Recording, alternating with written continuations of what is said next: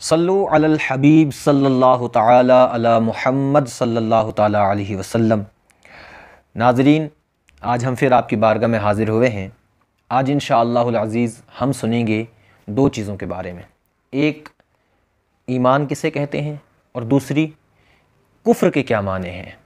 ये इन दो चीज़ों के हवाले से हम आज सुनेंगे। इंशाअल्लाह मुझे उम्मीद है कि आप इन दोनों बातों को गौर से सुनेंगे और अमल की भी कोशिश करेंगे। सबसे पहले हम ये सुनते हैं कि ईमान कहते किसे हैं। मुख्तसर तौर पर सुनने की सादत हासिल करेंगे। कहते हैं कि ईमान लुग़त में तस्दीक करने को कहते हैं, ठीक है, इन्हें सच्चा मानने को। ईमान का दूसरा जो लुग़वी माने हैं वो है अमन देना। चूँकि मोमिन अच्छे अक़ीदे इख्तियार करके अपने आप को हमेशा वाले अज़ाब से अमन देता है, इसलिए अच्छे अक़ीदे इख्तियार करने को ईमान कहते हैं। और इस्तिलाह शरअ में ईमान के माने हैं सच्चे दिल से उन सब बातों की तस्दीक करना जो ज़रूरियात दीन में से है। नाज़रीन, ये जो मुख्तसर सी मैंने ईमान के बारे में आपको बताया है। अब दूसरी बात हम कुफ्र के बारे में सुनते हैं, यानी कुफ्र के माने क्या हैं, कुफ्र किसे कहते हैं। तो कुफ्र का लुग़वी माने होता है किसी शय को छुपाना, किसी चीज़ को छुपाना, और इस्तिलाह में किसी ज़रूरियात दीन के इनकार को कुफ्र कहते हैं। यानी दीन की जो ज़रूरियात होती है उनके इनकार को जो है कुफ्र कहा जाता है। अगरचे वो इंसान जो है बाकी तमाम ज़रूरियात दीन की तस्दीक करता हो।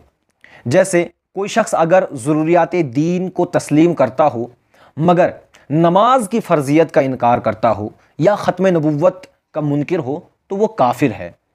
कि नमाज को फ़र्ज़ मानना और सरकार दो आलम सल्लल्लाहु ताला अलैहि वसल्लम को आखिरी नबी मानना, ये दोनों बातें जो हैं वो ज़रूरियात दीन से है।